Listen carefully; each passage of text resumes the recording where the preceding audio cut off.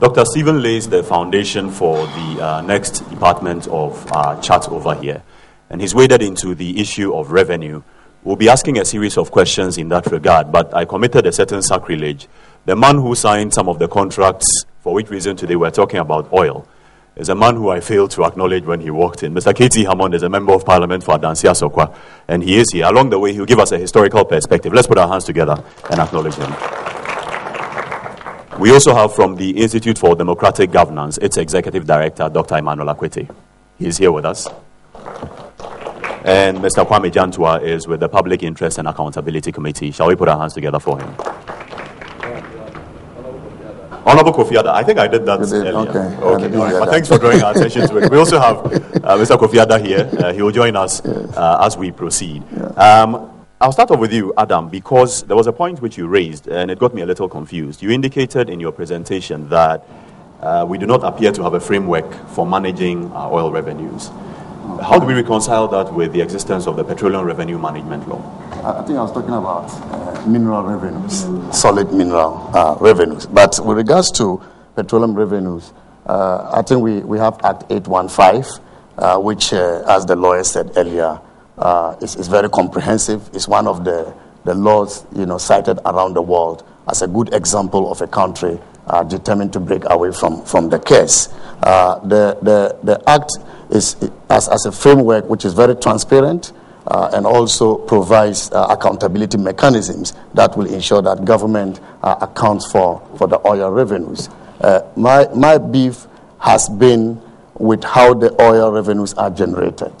Because if you have transparency in how we manage the revenues and you don't have transparency in how the revenues are generated, then the equation is incomplete.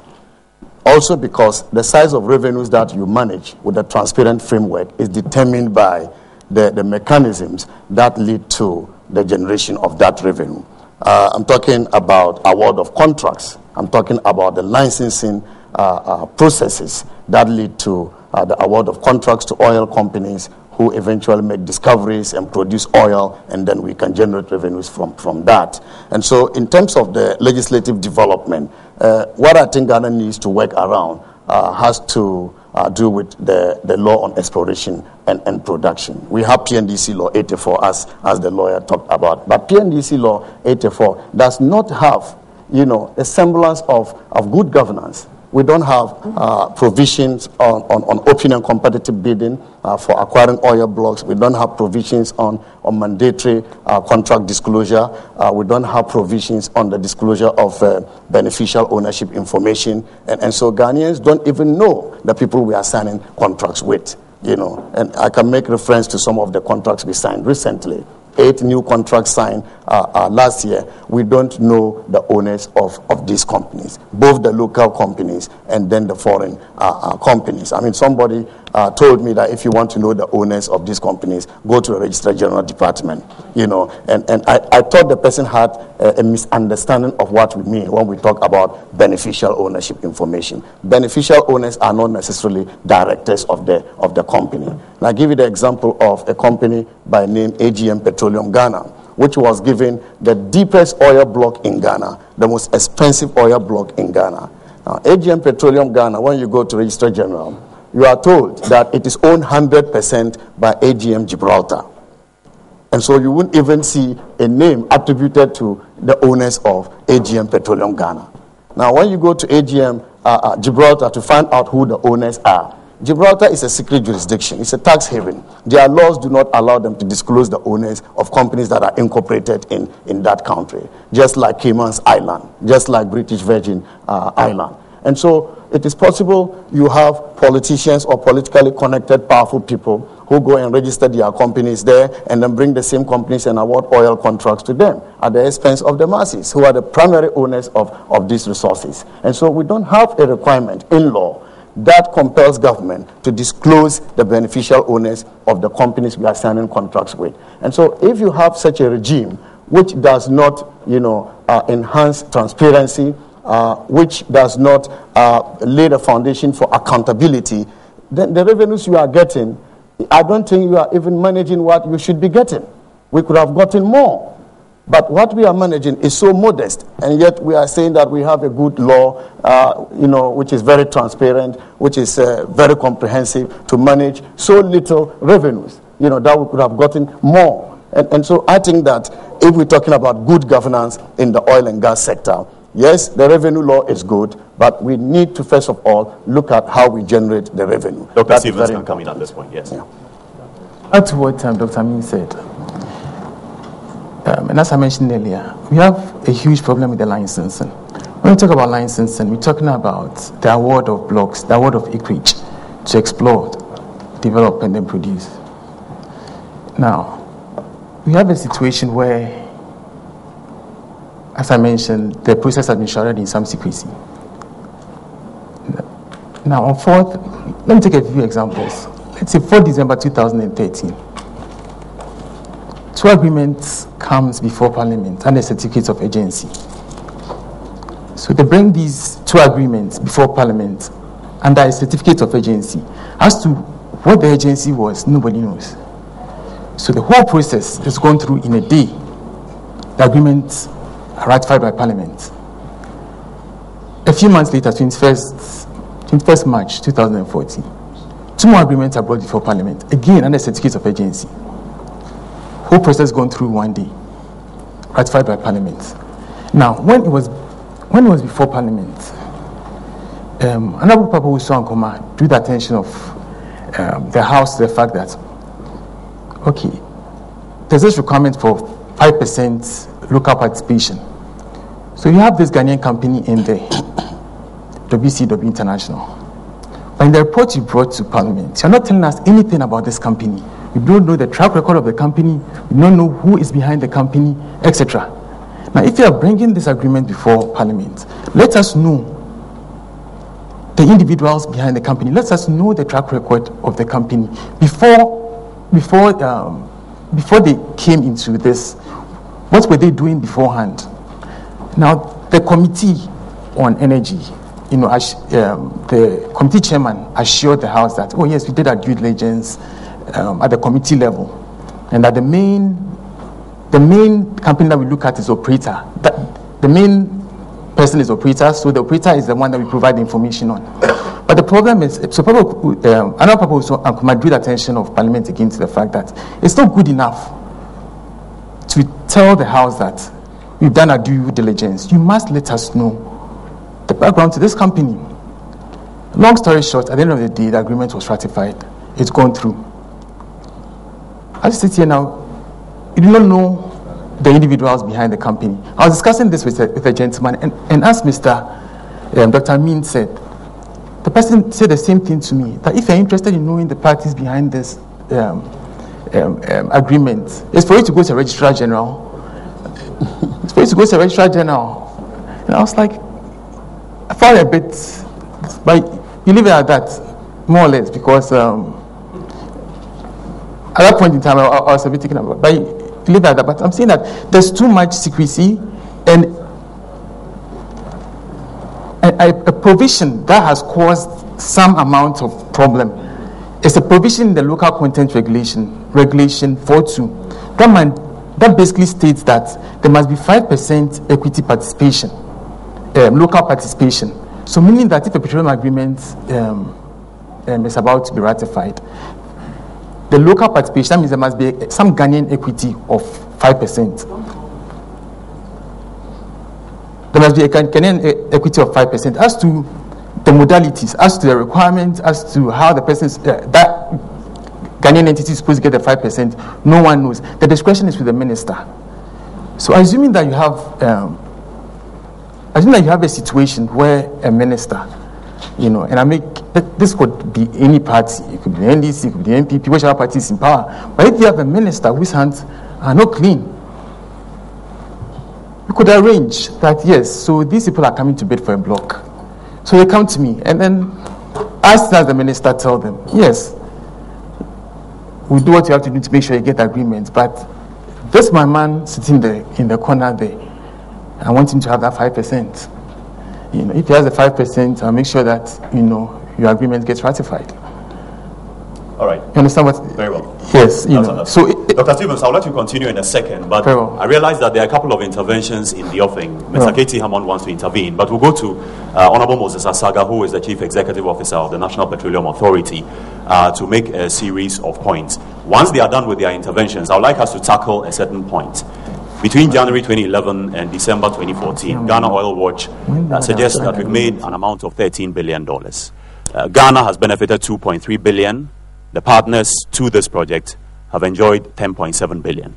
Are we getting enough in terms of revenues? But Mr. Asaga, yes. Yeah, thank you. I think we are here and we talk of the historicals, and therefore there's a lot of legacy knowledge. And so when we are putting the legacy knowledge, it should be encompassing. Where we choose and pick examples can sometimes be very disturbing. And the legal expert was talking of an example of where a petroleum agreement was shrouded in, you couldn't know whom the partners were. First of all, I want to indicate to the public that all petroleum agreements are brought to Parliament. And sometimes they are very, very detailed. So if you really want to get details of a petroleum agreement and who are the partners and who are in it, if you grab the copies of the agreements that are brought to Parliament, you at least get some idea about it. I do agree with him. The only problem we have is who are normally the Ghanaian partners. And this phenomenon was not just involved with AGM. I have been the longest serving member of the Parliamentary Committee of Energy for 16 years. I've seen probably about 20 agreements. So I'm talking from legacy knowledge. So if we are here, we should try to see how into the future we can improve maybe the agreements. And I agree, because you get agreements where the Ghanaian counterparts are rather not known. And I think that into the future, we need to know who are those Ghanaian partners.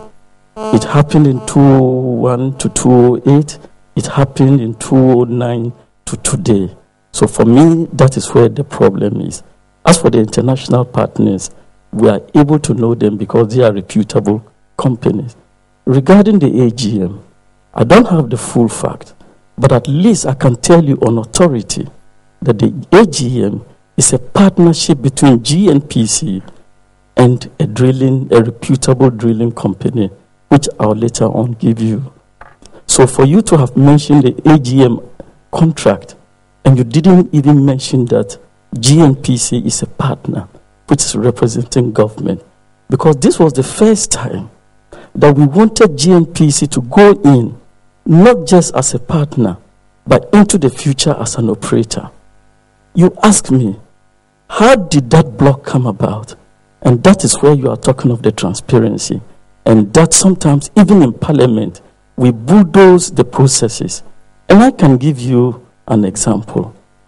When our former majority leader, Owusu, was the last Minister for Energy under the NPP administration, the last petroleum agreement that we signed was the Ake block.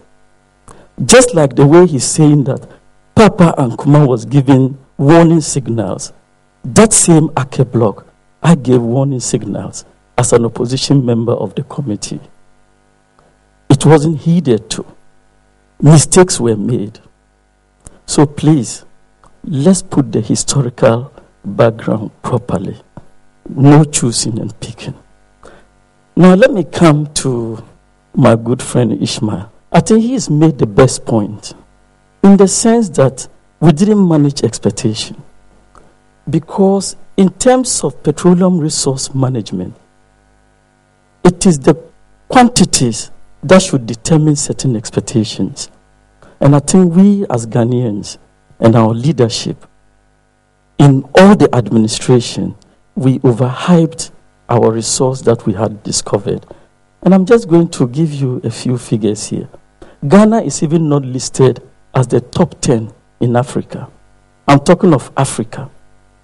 So why you are not top 10 and you are just thinking that oil should come and change us? And like Emmanuel was saying, and others, we still needed to be a little bit humble. And I'll just read the figures. The list of the top 10, which is the list, is 274,000 barrels. That's Gabon. That's daily production. Daily production. Equatorial Guinea is 346,000 barrels. Libya is 1.7 million barrels. Angola is 1.9 million barrels. Algeria is 2.1 million barrels. Nigeria is 2.2 million barrels. This is the statistics we have. So when you start a production of 80,000 barrels, which will ramp up to 120, and you psych the population, then it is quite dangerous. But thank you very much. Thank you very much for the contribution by Mr. Moses Asaga. I come to Katie Hammond now. Thank you. Thank you. Thank you very much, Bernard. I've been looking for this opportunity for a very long time, and I'm happy that it's come. I'm looking for it. The misinformation to the general public is getting out of hand. I think it's time we set it in the proper perspective. But Moses, on the question of not managing it and hyping and all that, I plead absolutely guilty, because I think I was part of the group which went out and told the whole country that there will be milk and there will be all that on the streets with the discovery of that. So that I plead guilty. But let's get to the facts. Civil society, in the name of God, should be kind to the politicians and to the people who so far have brought the economy to the level that we have. I'm not suggesting per any account that there hasn't been any mistake. I wouldn't be the person to be able to say that. We are human beings. Nobody can lay claim to infallibility. There must have been mistakes along the line. But let's get these matters into proper perspective. In 2001, when we took over, Moses is aware, there was already a framework for discovery of oil in this country. And I paid tribute to the then minister, my first minister, Albert Kandapa. I was at the ministry for as long as some of you remember. So I went through this with all the ministers. My portfolio was GMPC. So I happen to know quite a lot about what happened. I recalled when we had to go around the whole world pleading with investors to come to this country and see if there is some hydrocarbon worthy of the name in this country. I recall countries like companies like Anadaco telling us that Ghana was a hopeless venture. They were not prepared to come to this country. We went around the world. In the end, we had companies like Cosmos. And there's been all this thing about, well, what is the structure that was put in place at the time, or indeed is in place at the present, for giving out the blocks. And that leads into the question of the how opaque the fact that it's not transparent and it is done under a veil of secrecy. Completely untrue. What we inherited from the NDC administration and which we carried into practice was this, that there was already a formula. There was a model agreement. And into the model agreement, we had agreed as a nation. Maybe let me also make the point. There is a classic English expression, which is that you sink money down the hole. It goes down the drain. You relate to the energy sector, you would understand the classic meaning of that. At the time that we were going through this exploration activities, one oil well drilled, whether successfully or unsuccessfully, and successfully is when you had anything by way of oil or gas, was about $50 million. And if you didn't make anything, you lost it. The country took a decision that we as a country did not have that much money. So we're going to get these oil companies to do it at their own risk. If they will hit it, we hit it. If we don't hit it, fine, tough luck. So the policy was that we were going to take a 10% carried interest. PNDC laws, the 64 for GMPC, exploration 84, and the taxation 188 had put in place clear provisions for taxation. An issue is now coming up belatedly with a benefit, a rich benefit on hindsight. If whether it was right for us to go the taxation related one, royalty taxation related, or production sharing, that we cannot go through because we now have a background of being an oil producing country, and Moses says that we shouldn't be proud about it. Because you're talking about 1 million, 2 million from other countries, and we are bragging. I plead guilty. I bragged a lot about it, so I plead guilty about it. So, but the point was that take 10% carried interest. In the event of discovery, we would have what we call additional oil entitlement. And then, of course, the taxations and all that. When the NDC came to power 2009, there was all this hee-ho, baliho about Cosmos. We were on our knees. We pleaded with Cosmos. We had been told that they were a company which they called them Triton. And they were in Equatorial Guinea. But after their discoveries, they disbanded, and the core group had come together to form Cosmos. They could help us in Ghana. We pleaded with them. We went to America. They came here. In the end, they decided that they would try and see. And God on our side, the first oil, whatever they drilled, we had oil in Ghana. We thought that people would have been happy. When it came to it, the argument was that we gave Cosmos away, and that we knew where the block was. Some of this is quite insulting to the intelligence of human beings. Some people had run the system for about 20 years. So if one knew where the oil block was in the sea, 120 whatever kilometers away in the sea, you think that people will be sitting here and they wouldn't get people to be exploiting those things for our own, if nothing at all, for our selfish interest. But that was the accusation. That is how we got this people to come in. Amelda Hess, the place that he's talking about, AGM, we'll come to that. Amelda Hess, it was so deep.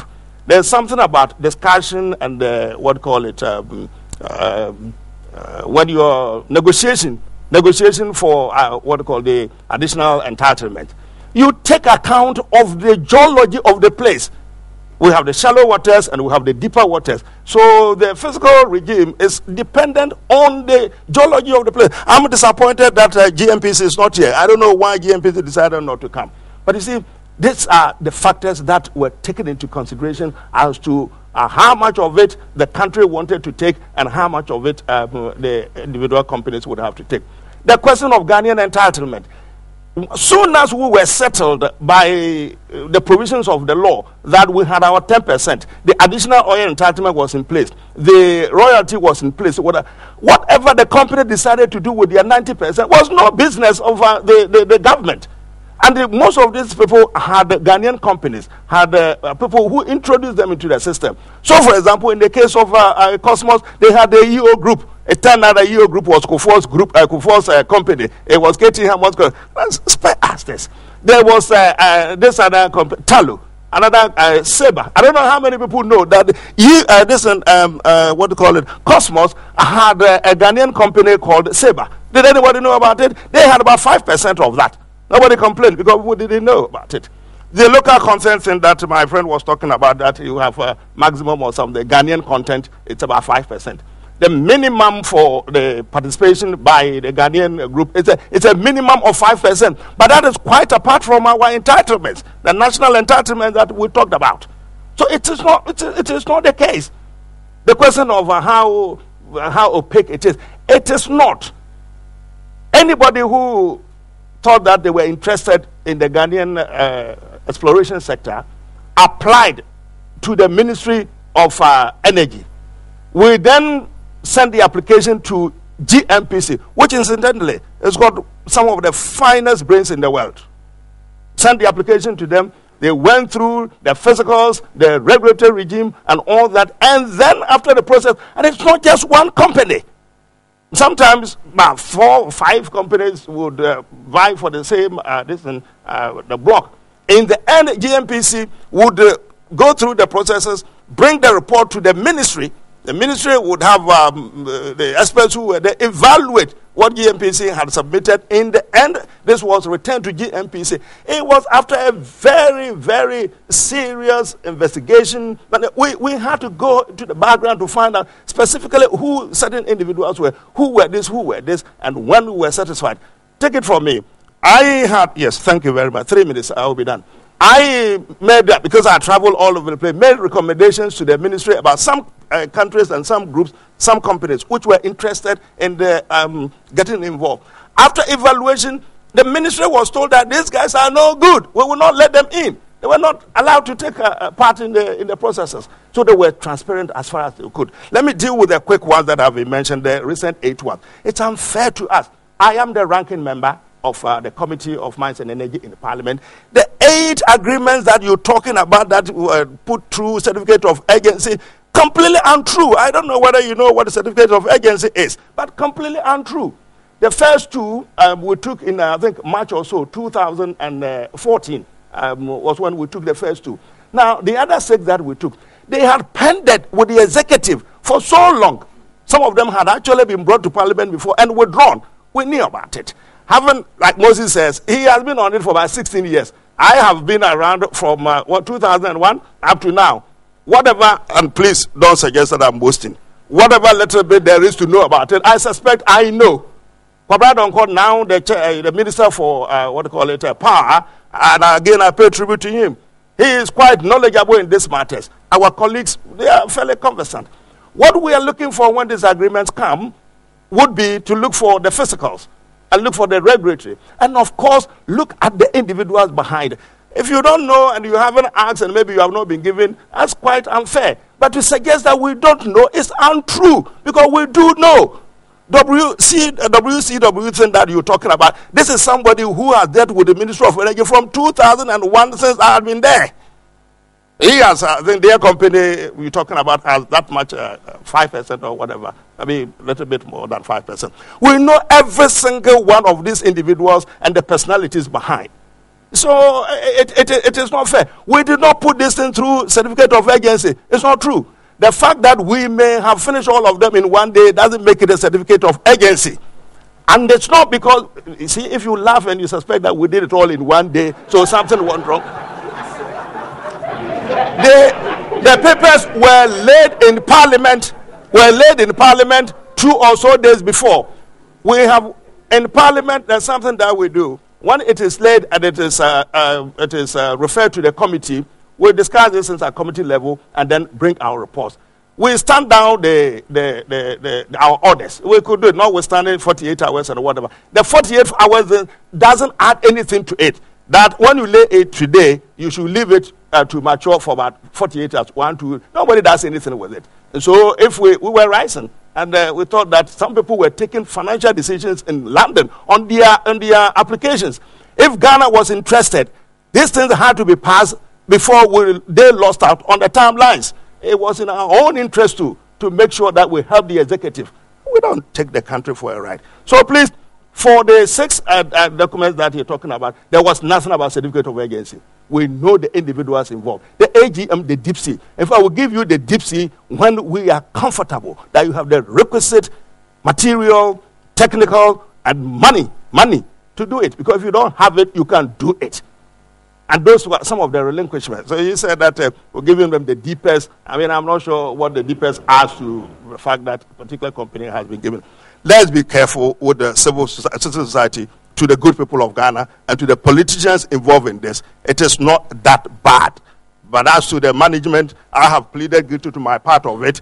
The financials, what is going on there, if the Minister of Finance was here, he must be pleading guilty or not pleading guilty to certain things. I do know, for example, that some 122 million cedis, Ghanaian cedis, was used on what they called capacity building. I've asked this question from 2012. PIAC, they are here. 2012 up to now, nobody's told me. That everybody is to to carry the burden of their own decisions. We who have gone through to now would carry our own burden, but we don't want to be burdened with things that are not true or things that are not exactly.